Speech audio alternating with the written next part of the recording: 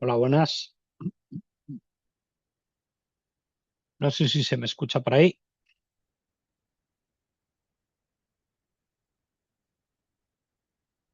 Bueno, ¿se me escucha por ahí? Vamos a ver.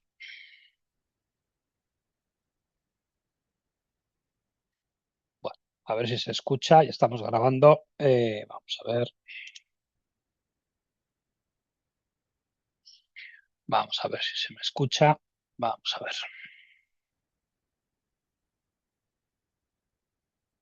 Bueno, a ver si se van incorporando vuestros compañeros. Espero que todo bien. Entiendo que sí me podéis escuchar. Muy bien. Vale, gracias, Jairo. Bueno, pues espero que las cosas vayan bien por ahí.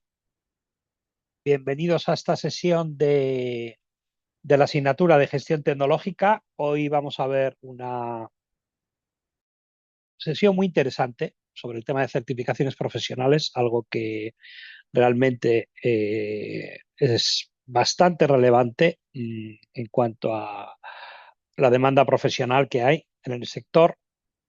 Y bueno, pues está totalmente alineado, como vamos a ver, esta sesión con el resto de temas que hemos visto en la asignatura y también con el máster. También con el máster. Bueno, ya saben que siempre me gusta pues un poco ubicarnos, ¿no? Donde estamos en esta asignatura de gestión tecnológica, que como saben tiene tres bloques. En el primer bloque nos concentramos en los conceptos de auditoría y de control. Y con el primer bloque, pues ya los alumnos pues están en disposición de llevar a cabo tanto la implementación de un sistema de control en una organización, como la evaluación de ese control, como la realización de una auditoría. En realidad, esos son los puntos que hemos visto en los tres primeros temas. Los hemos visto de una manera muy detallada, hablando sobre todos los conceptos que rodean a lo que es la auditoría y el control. Hemos entendido bien lo que son los controles, qué tipos de controles hay, cómo se clasifican, el marco COSO, que nos permite poner en marcha un sistema de control en una organización, y hemos visto cómo auditar cualquier sistema de gestión y cualquier en realidad, no solo un sistema de gestión, sino cualquier sistema, un proyecto, una empresa. Hemos visto con mucho grado de detalle el proceso de auditoría. Entonces, ustedes ahora ya, pasado el bloque 1, pues están en disposición de realizar cualquier auditoría y una evaluación de control. ¿Qué más hemos visto? Bueno, en el bloque 2, que es el más largo de la asignatura, es el que vamos a ver todos los sistemas de gestión y de gobierno. Ya hemos visto el sistema de gestión de continuidad de negocio, la ISO 22301, cómo se lleva a cabo un sistema de gestión de continuidad de negocio, cuáles son los conceptos más importantes de la gestión de continuidad de negocio. Y con respecto al gobierno hemos visto que había un estándar internacional, la ISO 38500, que nos establecía una serie de principios que tiene que cumplir toda empresa para llevar a cabo un buen gobierno. También hemos visto el marco COVID, que nos permite poner en marcha ese gobierno. Nos describe una serie de principios y unos habilitadores y nos explica un proceso para poner en marcha un gobierno, que, como saben, implica la realización de diferentes actividades. La identificación de roles y responsabilidades, la identificación de objetivos, metas corporativas, metas TI, mapeo, construcción de un cuadro integral de mandos, evaluación incluso de la madurez de una organización, un análisis de riesgos, y luego la implementación de una serie de medidas utilizando unos catalizadores. Eso es lo que hemos visto hasta ahora, en lo que hemos visto en el primer bloque y el inicio del segundo bloque. Ahora vamos a hacer un alto en el camino y luego posteriormente volveremos otra vez a insistir en los sistemas de gestión. En el tema 6 veremos el sistema de gestión de riesgos, en el tema 7 el sistema de gestión de calidad, importante como veremos, y en el tema 8 el sistema de gestión de seguridad de información, que son los sistemas, como veremos, más utilizados por las organizaciones. Y en el tema 9 veremos el bloque 3 de modelos de madurez, aunque ya hemos visto uno, el modelo de capacidad de COVID, que nos permite medir la madurez de los procesos organizativos en cuanto a gobierno. ¿Qué vamos a ver hoy? Pues hoy vamos a ver algo muy transversal. Vamos a hablar de certificaciones internacionales y vamos a hablar de la certificación CISA. ¿Por qué hablamos de la certificación CISA más en detalle? Bueno, pues por muchas razones que vamos a ver posteriormente, pero una de las razones, ya les anticipo, es que es la certificación más antigua, tecnologías de la información, tiene varias décadas ya. Otra que en realidad, más que una certificación, es un estándar, de facto. Otra que, como veremos, tiene muchísima demanda en el mercado y muchísimo prestigio. Hay una gran historia detrás y luego está respaldada por la ISAC. Y además de todo eso, es que el máster que ustedes están haciendo cubre todos y cada uno de los contenidos de esta certificación, porque es la certificación que tiene un mayor alcance de todas las que hay de prestigio, de tecnología. Bueno, pues esas son las razones por las cuales describimos la certificación CISA en esta asignatura. Vamos a ver qué es la certificación CISA y los dominios que cubre. ¿Qué dominios cubre la certificación CISA? Vamos a entrar en detalle, pero ya les anticipo aquí con el índice, lo pueden ver ustedes. Cubre la auditoría de sistemas, que lo hemos visto en el tema 1 y en el 3 de esta asignatura. Cubre el gobierno y la gestión TI, que lo vemos en casi toda la asignatura, pero el gobierno ya lo hemos visto en el tema 4 y los sistemas de gestión, pues los vemos a lo largo de la asignatura. Cubre adquisición, desarrollo e implementación de sistemas, que eso no lo vemos en esta asignatura, pero lo ven ustedes en otras asignaturas del máster. Cubre gestión del servicio, operaciones y mantenimiento, que ustedes también lo ven en otras asignaturas del máster, y cubre protección de activos de información, que lo vamos a ver en el tema 8. ¿Eso qué quiere decir? Bueno, pues que con los contenidos que ustedes ven en este máster, pues cubren absolutamente todos los dominios de la certificación CISA. Cuando uno, siempre ya saben que me gusta cuando hablamos de conceptos, pues hablar sobre referencias bibliográficas. Aquí yo siempre me remito a las guías oficiales de la ISACA para que si ustedes se van a preparar la certificación CISA, pues siempre remitirse a manuales oficiales publicados por la ISACA. Todos los años la ISACA publica un manual para aquellas personas que están interesadas en prepararse la certificación CISA. Ustedes, con los conocimientos de este máster, tienen suficientes conocimientos para prepararse la certificación CISA. Yo, de hecho, recomiendo pues, a todos los alumnos que se saquen alguna certificación y, aprovechando que ya han hecho este máster, pues el esfuerzo es pequeño. Porque, como vemos, cubren todos los contenidos de la certificación. La certificación CISA en el campo TI tiene un prestigio enorme, enorme.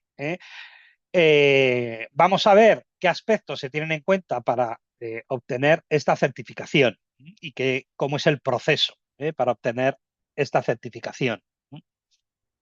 ¿Esta es la única certificación que tiene la ISACA? No. De la ISACA ya hemos hablado largo y tendido. La ISACA ofrece varias certificaciones internacionales. Cada una pues está focalizada a un área de conocimiento. El CISA es la de mayor alcance.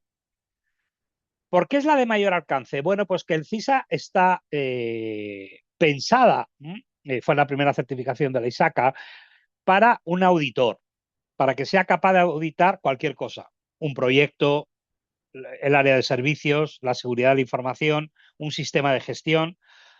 Entonces es la que tiene un mayor alcance, porque se espera que un auditor que tiene la certificación CISA pues es capaz de auditar cualquier alcance tecnológico.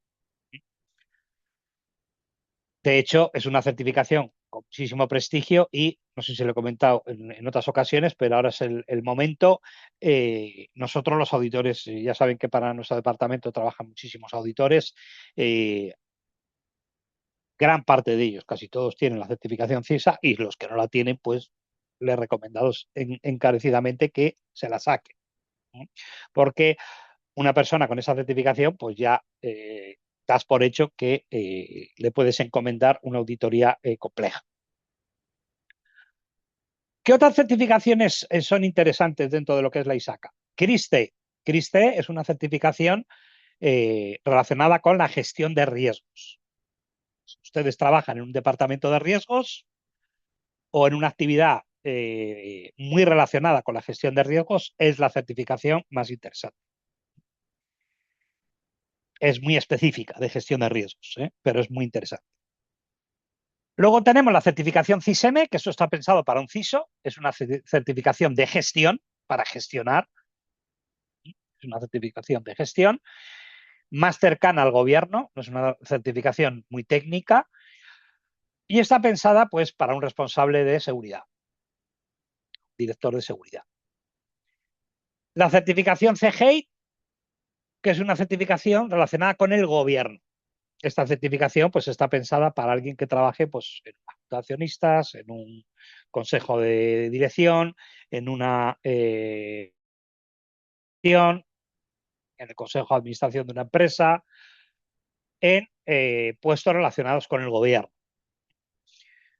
Luego tiene una certificación muy técnica de conceptos muy básicos de ciberseguridad y luego tiene una certificación que es bastante reciente relacionada con la privacidad. Sí que es verdad que es una certificación muy orientada al mundo americano. Está un poco, difiere un poco de lo que es la regulación europea en cuanto a privacidad, pero también es una certificación interesante. Bueno, detrás de estas certificaciones está la ISACA. De la ISACA ya hemos hablado, ya se la introduje en el primer tema, en el tema 1. Si se acuerdan, es la Information System Audit and Control Association. Es una organización no gubernamental que lleva muchas décadas ya en el mercado, que nació en Estados Unidos, que actualmente pues, hay 150 países donde esta organización está implantada, que existen más de 200 capítulos en 70 países y que ahora el Instituto de Gobierno pues, forma parte de la ISACA. Es decir, la ISACA incluye el Instituto de Gobierno, que son los responsables de mantener COVID y toda la parte de gobierno. Bueno, pues todo eso es muy importante tenerlo en cuenta. Para la ISACA, ¿qué es un auditor? Ya vimos el concepto de auditor, si se acuerdan, hemos hablado largo y tendido de qué es un auditor en el tema 1. Para una ISACA, alguien que pueda llegar a tener la certificación CISA, pues es un profesional con criterio objetivo, que conoce un método sistemático de trabajo para evaluar cualquier entorno de control, cualquier, que siempre tiene que basarse en modelos de control, que son los que vemos en esta asignatura, COVID, COSO, la ISO 27, la ISO 22301, la ISO 9000, la ISO 31000, que tiene que tener competencia en el entorno donde se va a auditar. Hombre, tú puedes tener la certificación CISA, haces este máster, tiene unos conocimientos ya profundos del mundo de control, del mundo de los sistemas de gestión y del mundo de la auditoría, y te dicen, bueno, pues ahora tienes que auditar pues una empresa que se dedica a la agricultura. Hombre, si no sabes absolutamente nada de agricultura, pues es muy complicado, ¿no? Tienes que tener un conocimiento del entorno al cual tienes que auditar, obviamente. Eso es lo que dice la ISACA. Y que después tiene que seguir un código ético profesional que te proporciona la propia ISACA. Cuando, de hecho, forma parte del examen, las preguntas sobre el código ético y realmente es bastante sencillo de entender. Aquí vemos muchas cosas del tema ético, ya hemos hablado de ellas, y cuando tú te adhieres a la asociación, pues te adhieres también a ese código ético y te comprometes a cumplir. Bueno, ¿qué es la certificación CISA? Bueno, pues la certificación CISA en el año 1978, fíjense ustedes, 1978, o sea que ha llovido ya. Estamos hablando de hace casi 50 años. De hace casi 50 años. se creó la certificación CISA. Por eso se ha convertido en un estándar de facto, que está reconocido mundialmente para los profesionales que desarrollan su actividad dentro de lo que es no solamente el mundo de auditoría, sino el mundo de auditoría, el mundo del control y el mundo de la seguridad. Sí que es cierto que la certificación está pensada para un auditor. Sin embargo, alguien que tiene la certificación CISA, pues sabes que tiene unos conocimientos muy profundos de sistemas de control y de seguridad, no solamente de auditoría. En la actualidad, pues hay aproximadamente pues, más de 150.000 CISAs en el mundo. Hay muchos. Bueno, el examen de CISA, hay que superar un examen, ahora vamos a ver cómo es el proceso de certificación, pero tiene 150 preguntas ordenadas en varias categorías. En varias categorías. ¿Qué categorías? Las que hemos visto en el índice, que ahora vamos a ver más en detalle. El 21% de las preguntas van sobre auditoría. Casi todas las preguntas de auditoría ustedes ya deberían estar en disposición de saberlas, con lo que vemos en esta asignatura, sin ningún problema. El 17% de las preguntas son sobre gobierno. También, con lo que ven en esta asignatura, pues tendrían que ser capaces de contestar a esas preguntas, sin mayor problema. Luego un 12% es sobre desarrollo de sistemas, que ahí pues tienen varias asignaturas en el máster.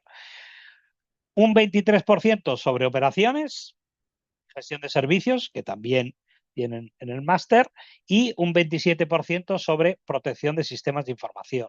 Aquí quizás, pues sí que a la hora de prepararse requiere pues una preparación un poquito más detallada de lo que vemos en este máster, pero no es muy complicado. Luego requiere un periodo mínimo de 5 años de experiencia. Lo que pasa es que te pueden convalidar 3 con el tema de los estudios. Por ejemplo, con este máster, pues al menos les van a convalidar 2 años de experiencia. ¿Cómo funciona la certificación? Bueno, pues uno hace este máster. Yo siempre recomiendo adquirir el manual porque echarse una lectura al manual pues siempre viene bien y puede practicar preguntas y demás. Y luego uno pues se registra para el examen. Se registra para el examen, es un examen que lo puedes hacer cuando quieras en la ISACA. Pagas, por supuesto, la inscripción en el examen, que son aproximadamente pues, unos 500 euros, un poco menos, y te presentas al examen. Haces el examen, son esas 150 preguntas, más o menos, aunque es verdad que cada una tiene un peso, pero más o menos acertando 100, apruebas el examen, aproximadamente.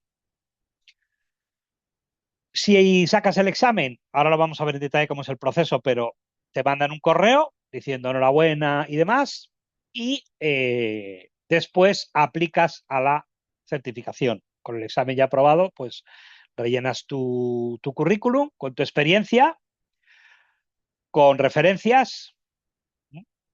A ver, es un tema interesante. Luego vamos a hablar de cómo está el... Mira, nos preguntaba Víctor que cuánto es el coste. El coste es menos de 500 euros. Me parece que está en 490, algo así. Es una pregunta interesante. Luego, una vez ya para aplicar, tienes que rellenar tu currículum, por supuesto, demostrar que tienes 5 años de experiencia en cualquiera de los dominios, o sea que te vale tener 2 años de experiencia en desarrollo de sistemas y 3 en gestión, por ejemplo, y de esos 5 te pueden convalidar si tienes un máster también. Te pueden convalidar. Por supuesto, en el currículum, y como les decía antes, vamos a hablar largo y tendido. Sí, nos preguntan a Nagiel, eso lo vemos después, pero el examen está en muchísimos idiomas, Nagiel. El examen es multidioma, está en muchísimos idiomas. Por ejemplo, el español está desde hace muchísimos años. No todas las certificaciones. Yo, de hecho, cuando me presenté al examen CISA estaba ya en español, fue hace 20 y tantos años. Estaba en español, sin embargo, el CISM estaba en inglés, todavía, cuando me presenté yo al examen. Luego ya el resto de exámenes, parece que yo ya les dije que tengo prácticamente todas las certificaciones de la ISACA, les han ido traduciendo a todos los idiomas. En español están todos. Bueno, es una pregunta interesante. Bueno, lo que les decía, que cuando haces tu currículum tienes que poner referencias. Ya saben ustedes que en Estados Unidos le dan a un currículum sin referencias no vale para nada. Y en muchos sitios del mundo. Por ejemplo, aquí en los Países Bajos, tú mandas un currículum y no tiene referencias, es como un jardín sin flores. No vale para nada. Un currículum sin referencias no vale para nada. Entonces tienes que poner obligatoriamente referencias que confirmen esa experiencia, y esa documentación que tú estás aportando. De hecho, bueno, yo tengo, por ejemplo, muchos alumnos pues, que me han puesto de referencia, ¿no? En proyectos fin de máster o en muchas cosas que han hecho. Y luego sí que lo comprueban, porque yo de vez en cuando pues, recibo muchas cartas del ISAC diciendo verifica que esta persona, pues esto que mandó, pues era correcto y demás. Una vez ya reciba esa información la ISACA, si todo está válido, te otorga el certificado, que dura 4 años. El certificado de CISA dura 4 años. El examen dura para siempre, pero la certificación dura 4 años. Tú durante ese tiempo tienes que pagar las cuotas. Las cuotas tienes que pagar la cuota de afiliado a ISACA y la cuota del capítulo donde estés asociado. Esos 70 países que hay, la ISACA, por ejemplo, en España, pues tenemos varios capítulos. Solo hay uno, hay varios. Está el Valencia, está el de Barcelona. Yo estoy asociado al capítulo de Madrid desde hace muchísimos años porque participo con ellos en muchos temas, en publicación de libros, trabajos de investigación, en algunos BOAR y demás. Durante ese tiempo te tienes que formar, ahora veremos cómo, para ir manteniendo ese certificado. Hoy día, pues no se entiende que un auditor no se forme y no haga todos los años al menos un curso o dos. No se entiende, no tiene sentido. Lógicamente, si no te formas, pues perderías la certificación. Y, lógicamente, si no pagas, pues también la pierdes. Y si por alguna circunstancia no cumplieras el código de ética, pues también la pierdes. ¿Cómo me puedo formar? Pues hay mil maneras. Hay mil maneras. Desde hacer webinarios, asistir a conferencias virtuales, hacer cursos de formación, seguir como voluntario en la ISACA, realizar conferencias, escribir en revistas, hacer mentoring, hacer training online. O sea, hay mil maneras de formarse. Hay mil maneras de formarse. Entonces tú pues vas poniendo esas formaciones que vas haciendo y con eso te pide un mínimo de horas al año, que son muy pocas, creo que son 20, y pues es bastante sencillo de cumplir. Como hemos visto, la certificación CISA tiene varios dominios, todos los que vemos en esta asignatura y los que ustedes ven en el máster. Y cada uno de esos dominios que hemos visto tiene un peso en el examen. Está el dominio de auditoría y control, está el dominio de gobierno y gestión, está el dominio de desarrollo de sistemas, está el dominio de gestión de servicios TI y está el dominio de seguridad de la información. Esos son, de manera resumida, los 5 dominios del CISA. ¿CISA es la única certificación internacional de prestigio? No, hay otras. Hay otras. Relacionadas con este máster, yo siempre les recomiendo estas certificaciones. CISA, porque es la que más relacionada está con la que mayor alcance tiene, porque es un estándar de facto, como hemos visto, es la más antigua, la que más prestigio ha alcanzado durante décadas. Y luego, pues también es recomendada CISEME. CISEME porque ahora la parte de seguridad tiene muchísima demanda en el mercado, es enorme, hay una explosión de demanda. Y además porque una vez uno tiene la certificación CISA, prepararse la certificación CISEME es muy, muy fácil. Tiene un esfuerzo muy pequeño. ¿Por qué? Primero, porque es bastante menos extensa. Y segundo, porque tiene un overlap muy grande. O sea, sabiendo la certificación CISA, pues ya tienes cubierto más de un 30% de la certificación CISEME, con lo cual el aprovechamiento del esfuerzo pues es muy importante. Otra certificación que es interesante relacionada con estas asignaturas, los fundamentos de COVID. Ustedes con los conocimientos que tienen de esta asignatura, pues el examen es bastante sencillo. Lo único que aquí sí que la ISACA te obliga a hacer un curso. Te obliga a hacer un curso y luego pues tienes que hacer un examen, pero es bastante sencillo. Luego, por supuesto, las relacionadas con la gestión de proyectos, porque ustedes en esta máster, más pensando en el máster que en esta asignatura, pues ahí tienen pues PMP, PRINCE2 o MSP. PMP, que es la más generalista, digamos, de gestión de proyectos, PRINCE2, porque se utilizan diversos sectores, grandes infraestructuras, defensa, espacio y demás, y MSP, porque es para gestión de grandes programas con presupuestos pues, de muchos millones de euros, ¿no? Luego tenemos CISP, que es de seguridad, que ahora está muy demandada, es muy técnica, no es como CISM, es para autoperfil, para un perfil que trabaja en seguridad de la información, para un analista de ciberseguridad, para un pentester, para un analista de inteligencia, para ese tipo de perfiles más técnicos. Luego tenemos ITIL o la ISO 22000 de gestión de servicios. Luego tenemos la de auditor de la ISO 27000, porque como veremos es uno de los estándares que más siguen las empresas. Y luego pues TOGAF sobre arquitectura. Estas son todas certificaciones de un prestigio internacional muy grande. Un prestigio internacional muy grande. Claro, ¿por qué uno hace la certificación CISA? Bueno, aquí tengo yo, ya saben que ustedes que me parece que se lo he comentado alguna vez, que yo fui responsable de la formación de la ISACA en Madrid durante muchos años, bueno, en España, porque antes solo había un capítulo de Madrid y junto con otra persona y organizábamos la formación y demás, ¿no? Y bueno, pues yo fui recopilando pues las razones, ¿no? Por las cuales las personas pues se animaban a hacer esta certificación. Perfeccionamiento profesional, carrera profesional, cambio de trabajo, sobre todo en momentos de crisis en España, que hubo muchos momentos de unas grandes crisis en el mundo tecnológico, y bueno, pues había gente que tenía que cambiar de trabajo, tenía que cambiar de perfil, y hubo una demanda muy grande con respecto a estas certificaciones que tenían mucho prestigio y que en la bolsa de trabajo, yo recuerdo, de la ISACA, pues nunca se cubrían los puestos, jamás. O sea, la demanda que teníamos era muy grande y jamás cubrimos todos los puestos de la bolsa de trabajo. Y luego, pues, interés personal que tenía.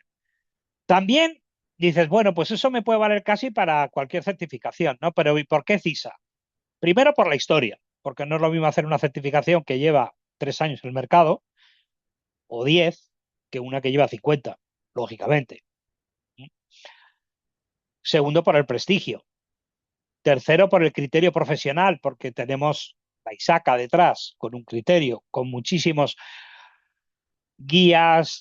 A ver, tú cuando te sacas la certificación CISA y te dan todos los materiales y tienes acceso pues, a todos los materiales de la ISACA, pues tienes que hacer un pentest, tienes que presentar una auditoría, tienes que hacer un informe, y te dan una guía y un template y una plantilla para todas y cada una de las actividades que tienes que hacer. Te dan ya un trabajo hecho detrás muy grande, grande. De hecho, nosotros con las empresas pues compartimos todo ese material.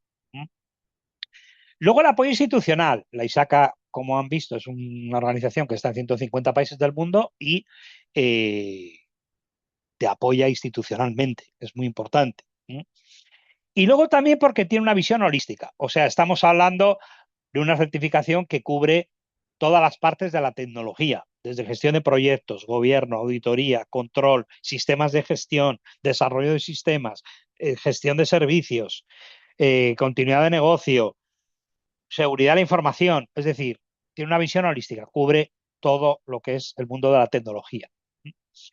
Como ya les digo, el examen es de tipo test, son preguntas ABCD. De hecho, el examen es muy parecido al examen que vamos a tener en esta asignatura, que ya hablaremos largo y tendido de él, pero ya les anticipo que es muy parecido al examen CISA.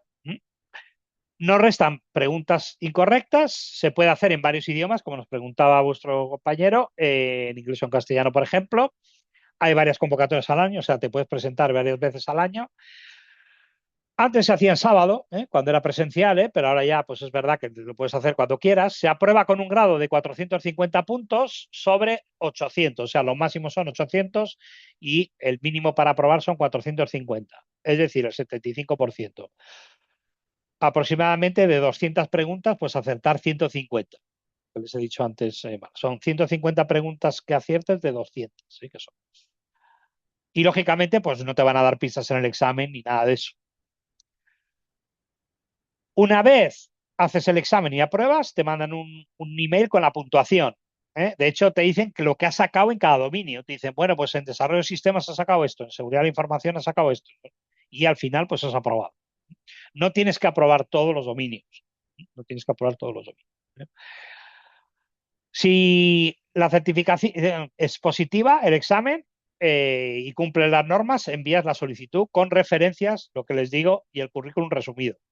Como les digo, las referencias son obligatorias. Obligatorias, ¿eh? Yo hoy día, por ejemplo, me llega un currículum sin referencias y pues tiene muy poco valor. Posteriormente te envían la certificación en caso positivo y luego pues tienes que, por supuesto, pagar las cuotas anuales y tener esa formación continua que hemos visto. Como siempre, les presento aquí pues un vídeo, donde les habla de la certificación CISA para que cuando ustedes estén revisando el material, pues le echen un vistazo. Claro, dicen ustedes, bueno, pues todo eso está muy bien, nos dice el profesor, que esto de la certificación CISA, pues sí, tiene mucho prestigio, está muy bien, tiene mucha historia detrás, se ha convertido en estándar de facto, pero ¿y el mercado por dónde va? O sea, realmente eh, se están pidiendo estos perfiles, tiene mucho valor. Sí que es verdad que estamos hablando de un perfil senior. Evidentemente, los salarios creo que están en torno en Estados Unidos creo que están en torno a 190.000 euros o algo así, de media. Y en Europa también son muy altos. Estamos hablando de un perfil senior, ¿eh? Pero en cualquier caso, bueno, pues vale, es un perfil senior, tiene mucho prestigio y demás, pero esto realmente está demandado. Bueno, pues vamos a ver ahora si está demandado o no está demandado. Yo la verdad es que lo que he hecho ha sido intentar hacer un ejercicio de, entiendo que ven ahora ustedes la pantalla, eh, hacer un ejercicio de, he pinchado ahí en lo que es el link que tienen ustedes ahí, he pinchado, y bueno, pues me salen aquí, tengo varias, simplemente he hecho un ejercicio bastante simplón. He entrado en una base de datos que, a ver, tampoco es que tenga muchas, hay bases de datos que tienen muchísimas más ofertas de trabajo, pero esta base de datos es interesante porque puedes consultar las ofertas de trabajo que hay de forma internacional en todo el mundo. Entonces yo pues simplemente he puesto aquí CISA y Madrid y me han salido pues 78 ofertas. Hoy, ahora mismo, hay casi 80 puestos de trabajo en Madrid para alguien con la certificación CISA. Hoy. Claro, si nos vamos a una ciudad un poco más grande, por ejemplo en Londres, pues hay más de 100 ofertas de trabajo. Estamos hablando de un perfil muy serio. Claro, si me voy a una ciudad mucho más grande, como Nueva York, por ejemplo, pues tenemos casi 200 ofertas de trabajo ahora mismo, si tienes la certificación CISA. Es decir, que la demanda del mercado es muy grande. Como ya les digo, en la bolsa de trabajo de la ISACA, durante los años que yo fui corresponsable del tema de la formación, pues nunca cubríamos todos los puestos, nunca. Profesor, disculpe, ¿puedo hacer Sí, una consulta? Buenas tardes. sí, claro, sí, sí, sí, sí. Sobre lo que usted está hablando de la certificación CISA, ¿ese es un costo aparte de nosotros o es gratuito para la gente que está en la UNIR? Esa es mi pregunta. Pero el costo de qué, del examen. Del examen de CISA, correcto. No, el examen de CISA lo gestiona la ISACA. Y entonces tú tienes que pagar la cuota de la ISACA. No tiene nada que ver con la UNIR, es una organización. internacional que es independiente. El coste son aproximadamente unos 490 euros, creo que está ahora, el coste del Ah, examen. ¿Mm? ya, ya. Esa era mi pregunta. Más bien, disculpe, profesor. Sí, nada, nada, no, no, pero es una pregunta interesante, ¿eh? ¿Cuánto es el coste de la ISACA? Ya le digo yo que se le amortiza en los primeros 4 días trabajando. Muchas gracias, profesor, y disculpe la molestia. Nada, nada. Bueno, hemos visto que lo que es la certificación cubre varios dominios. El primero de los dominios es auditoría de sistemas. ¿Eso qué cubre? Por lo que hemos visto ya, que es la auditoría, que es el control, cómo se hace una auditoría, cómo se planifica una auditoría, qué tipos de controles hay, qué es una evidencia, es decir, todo lo que hemos visto ya en esta asignatura. Y aquí lo que vamos a hacer es una especie de ejercicio que me va a servir a mí también para medir la temperatura de la clase, de cómo vamos con la asignatura. Aquí tenemos en la slide 24, les voy a ir poniendo en el chat, pregunta 1, y a ver qué elegirían ustedes. Estas son preguntas reales de examen, de CISA. Y, por supuesto, estas cosas pues ya las hemos dado en la asignatura. Es verdad que aquí tenemos algunas preguntas que no, no hemos visto todavía, que las veremos posteriormente. Bueno, ¿qué dice la primera pregunta? Dice la primera pregunta, y les dejo ahí en el chat para que me pongan ustedes la respuesta que piensen que es la correcta.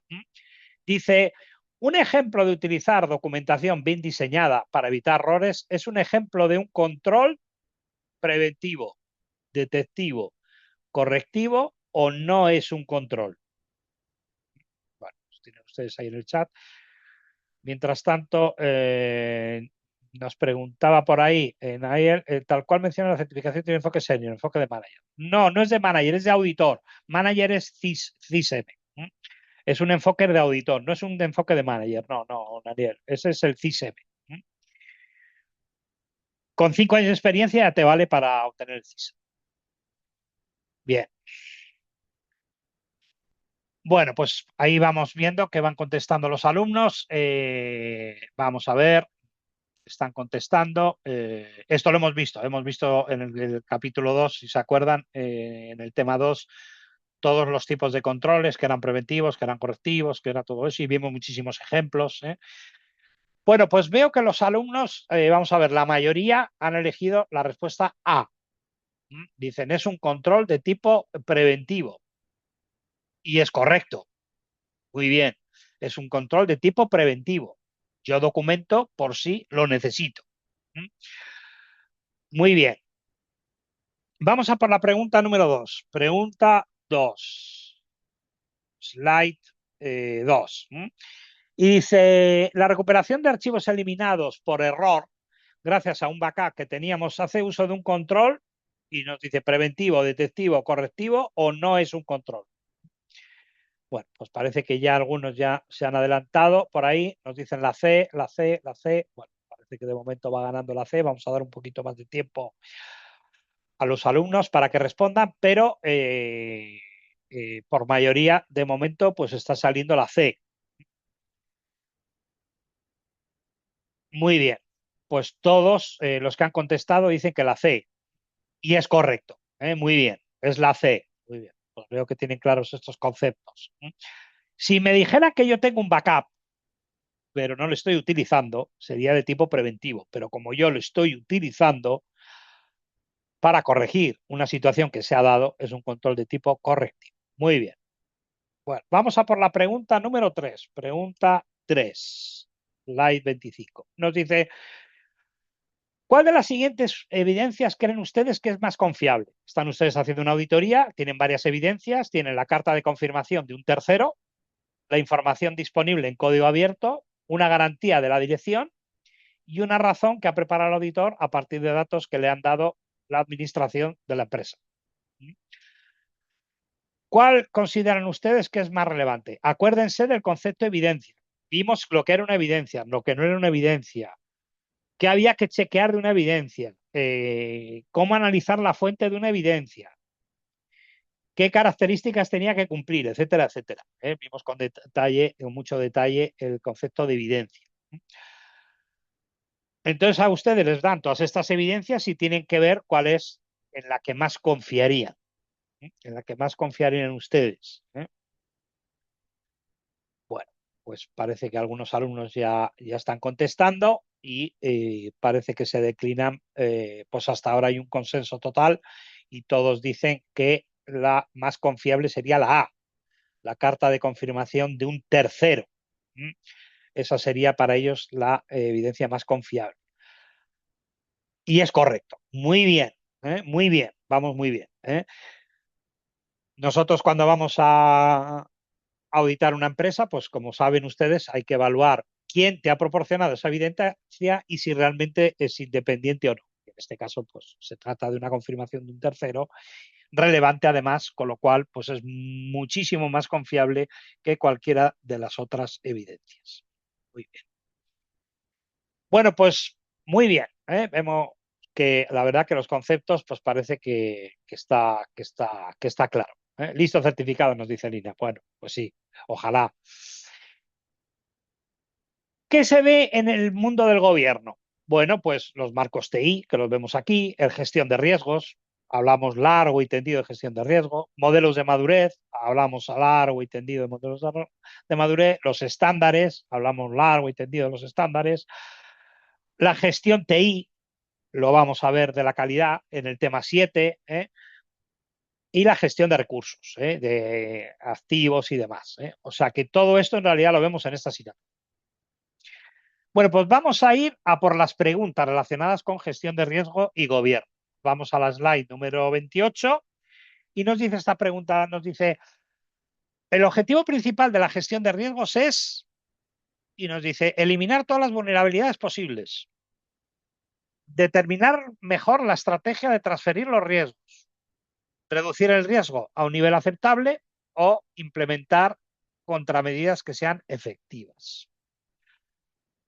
Son preguntas de examen de CISA. Bueno, pues vamos a esperar a que los alumnos vayan respondiendo. Bueno, ya tenemos varias respuestas por ahí. De momento, pues parece que se inclinan todos por la misma respuesta. Parece que la de la C, ¿no? Entonces la que están eligiendo los alumnos. Bueno, vemos que continúan valorando la respuesta y todos coinciden con que es la C. Con que es la C.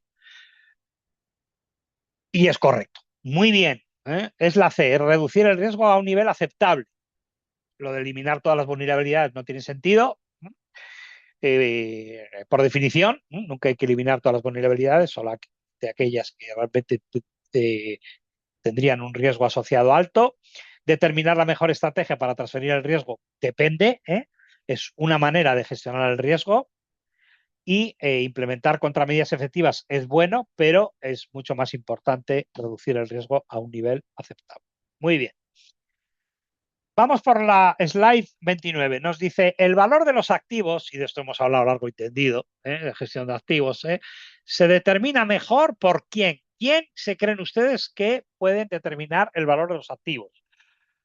Los responsables de las unidades de negocio, los desarrolladores de los sistemas de negocio, el responsable de seguridad o estimaciones realizadas por compañías. ¿Quién se creen ustedes que pueden establecer mejor el valor de los activos? Recuerden, los activos es muy importante identificarlos, es muy importante categorizarlos, es muy importante agruparlos, es muy importante relacionarlos y es muy, muy importante valorarlos. De hecho, ustedes han hecho ese ejercicio en la actividad. Bueno, pues parece que todos los alumnos coinciden que es la A, que son los responsables de las unidades de negocio los que mejor pueden valorar ese tipo de activos. Y es correcto. Muy bien, muy bien. La cosa va fenomenal. Vamos por la slide número 30. Nos dice, ¿cuál de los siguientes tendría un impacto peor en una organización? O sea, ustedes pónganse en el caso de que pasaran estos eventos. De eso hemos hablado largo y tendido en gestión de continuidad de negocio. El primero es que hay un robo de aplicaciones. El segundo es que se interrumpen los servicios. El tercero es que hay una pérdida de confianza en los clientes y el cuarto es que hay un fraude interno que deriva en pérdidas de tipo económico. Bueno, en realidad, si lo piensan, pues todos son cuestiones que afectarían de forma negativa a una organización, todas tendrían un impacto negativo, pero claro, nos está diciendo cuál es la peor de todas. Todas tienen un impacto negativo. Pero hay una que tendría un impacto peor en las organizaciones. Bueno, pues parece que de momento hay un consenso, hay alguna duda entre una y otra, pero casi todo el mundo pues se declina por la pérdida de confianza en los clientes. Y es correcto, es correcto. Vamos a ver, el que te roben aplicaciones es grave, depende del tipo de aplicación, tendría un impacto económico, que te la roben. La interrupción de los servicios sería muy grave, aunque realmente no nos están diciendo que se interrumpen todos los servicios de forma crítica, tampoco nos están diciendo durante cuánto tiempo, pero en principio una interrupción de los servicios parece grave. La pérdida de confianza de los clientes es gravísimo, es gravísimo. Y el fraude interno también es grave. Cuando yo tengo un fraude interno y se traduce en pérdidas económicas es grave. Lo que pasa es que del robo de aplicaciones me puedo recuperar. De la interrupción de los servicios, como vimos en gestión de continuidad del negocio, puedo recuperarme si estoy preparado. El fraude interno, al final, puedo recuperarme también si es algo de tipo económico, pero la confianza de los clientes es muy, muy complicado recuperarse. Es muy difícil obtener la confianza de los clientes y es fácil perderla. Y una vez la pierdes, es muy, muy, muy complicado volver a recuperarla. Muy, muy complicado. Bueno, por eso era la que mayor impacto tenía. Muy bien.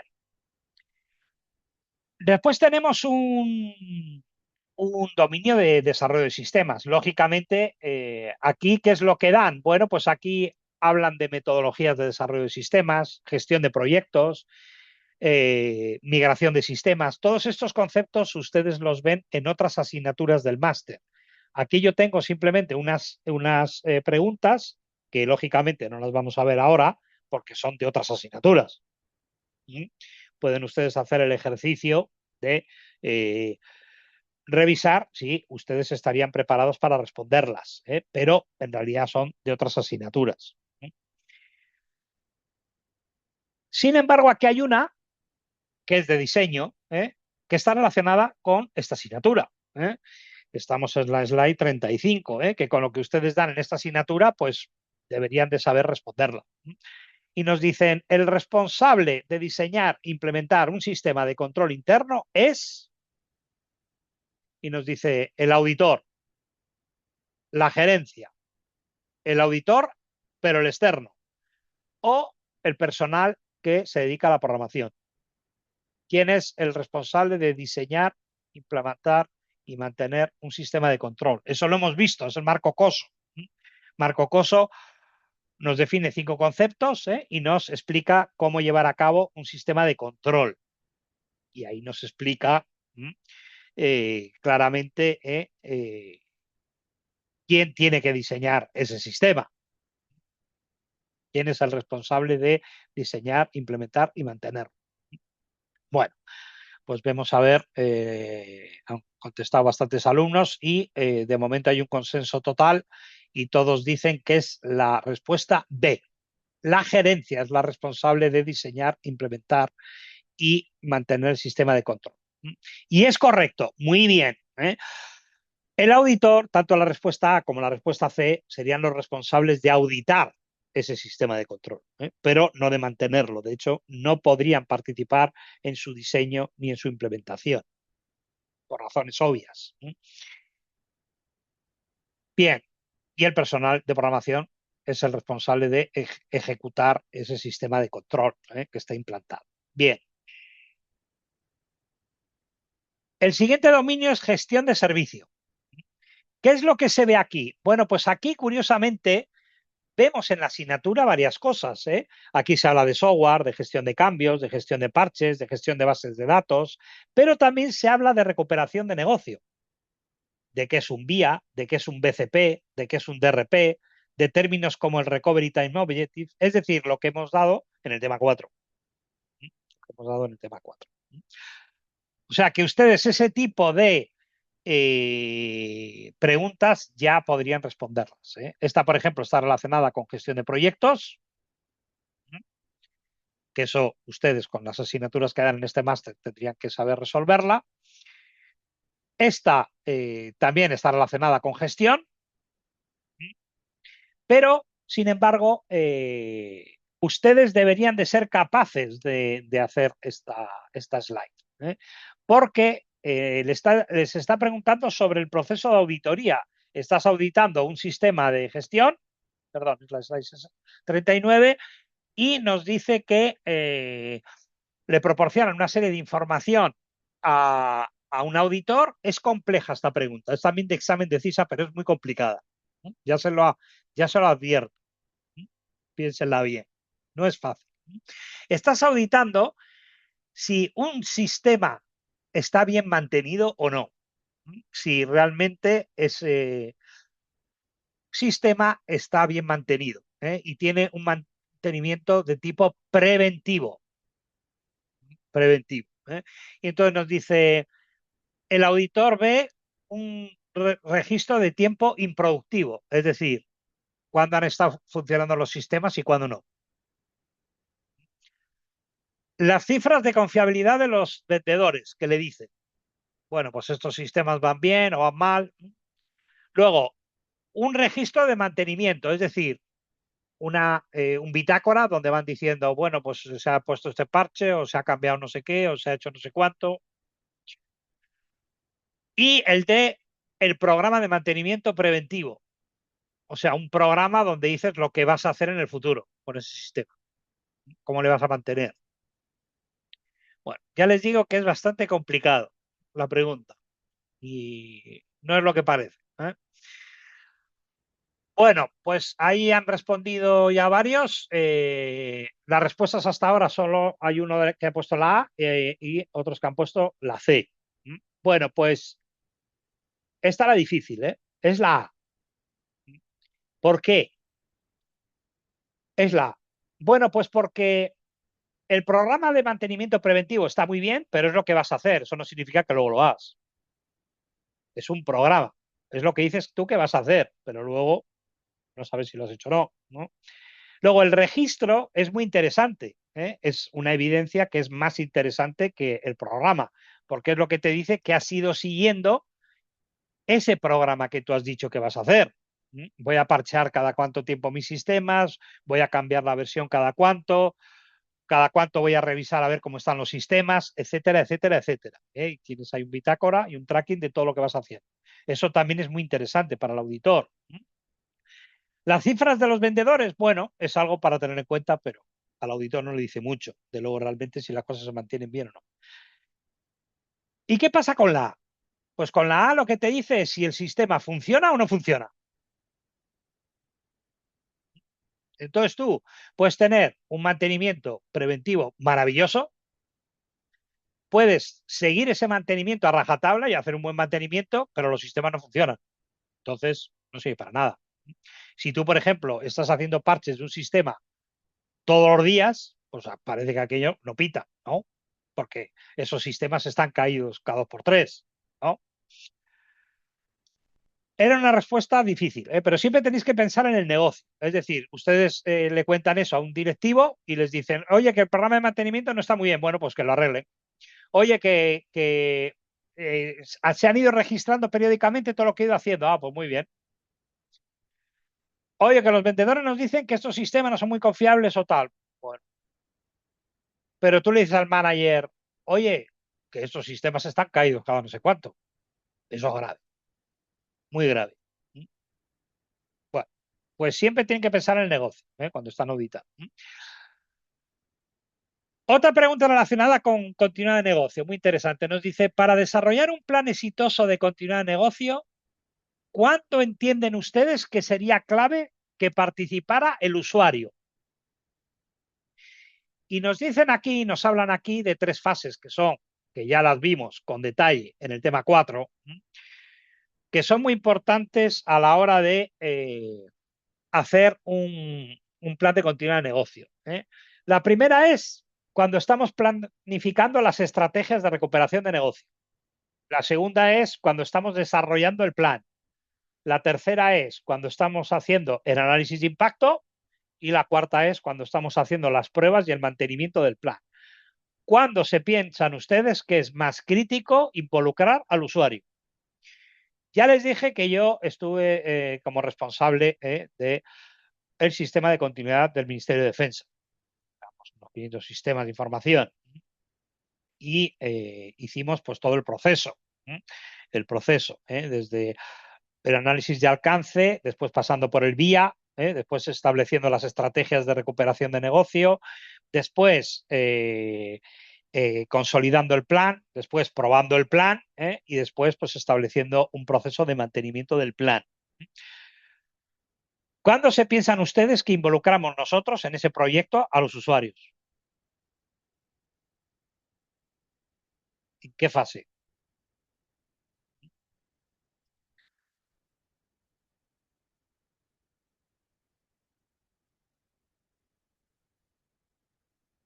Bueno, pues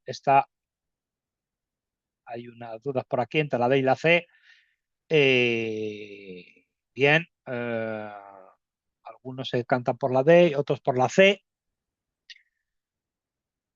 Vamos a ver. La involucración del usuario, generalmente, en continuar el negocio, es recomendada hacerla en todo el proceso. Desde el inicio, desde que estás haciendo el vía, hasta que luego les involucras en las pruebas y el mantenimiento.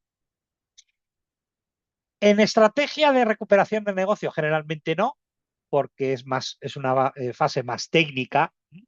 Y cuando estás desarrollando el plan detallado, pues a veces sí, pero no necesariamente. Sin embargo, y por eso los alumnos pues, nos han dicho la C o la D, ¿no? Sin embargo, la que es más crítica es el análisis del impacto del negocio, porque tú, dependiendo de cómo plantees ese plan y esas estrategias, puede que no le tengas que involucrar en las pruebas y puede que no le tengas que involucrar en el mantenimiento. Puede que no, es difícil, pero puede que no. Sin embargo, para hacer el análisis de impacto, sin el usuario, pues no lo conoces. Tú no sabes el impacto que puede tener la caída de un sistema si no hablas con el usuario. Es imposible. Es el que te establece. Realmente dice, bueno, tú, ¿cuánto tiempo puedes estar sin este sistema? Pues es el que te lo va a decir. Dice lo variable, es un buen comentario que nos hace Lina, dice lo variable y dinámicos que son los usuarios. Es muy interesante. Sí, al final los usuarios pues son los que te tienen que establecer esas prioridades y ese impacto en el negocio. Bueno, y el último dominio de la certificación CISA es protección de activos de información. Lógicamente, aquí habla de muchas cosas de seguridad que no las vamos a ver ahora porque lo vamos a ver en el tema 8. Y cuando lleguemos al tema 8, volveremos otra vez a retomar esta presentación y haremos las preguntas de ejemplos del examen CISA del tema 8, que las tienen ustedes aquí ya en cualquier caso. Bueno, pues con esto hemos visto el tema 5. Ya ven que el tema 5 es un tema muy sencillo. Hay que conocer lo que es la certificación CISA. Hay que conocer cómo funciona el proceso, es bastante fácil, qué dominios tiene, que son los que ven ustedes aquí en este máster.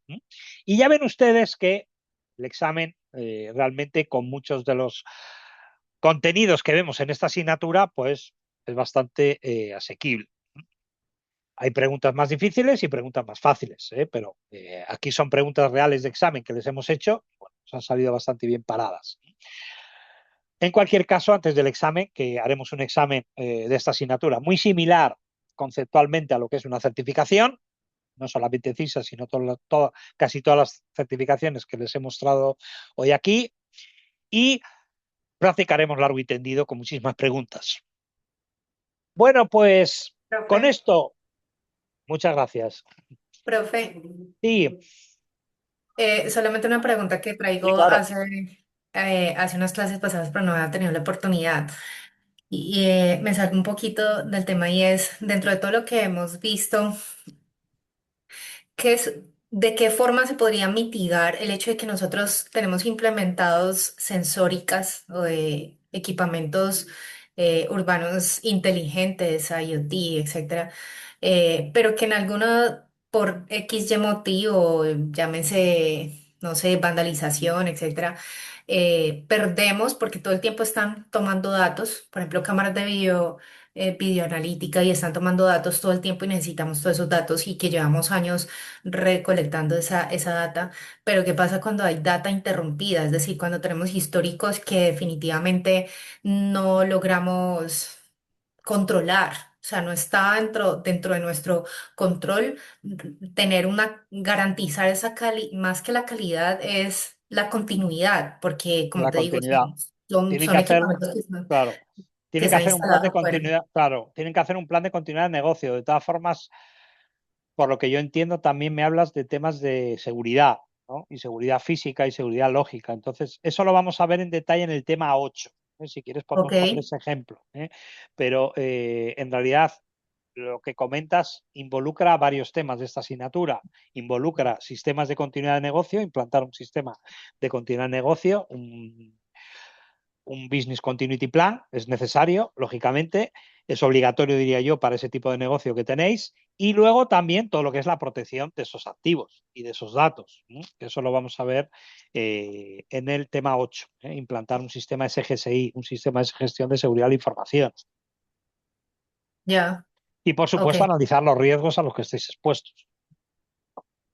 Ujú, Lo vamos a listo. ver en detalle en el tema 8, pero es un buen ejemplo de aplicación de estos sistemas. Bueno, pues como nos dice Daniel, mm, feliz Navidad a todos. eh, Feliz año. Espero que les esté resultando interesante la asignatura. Espero que también disfruten con la actividad. Es una actividad interesante, la de gobierno. La otra actividad se está evaluando y parece que la cosa va bastante bien.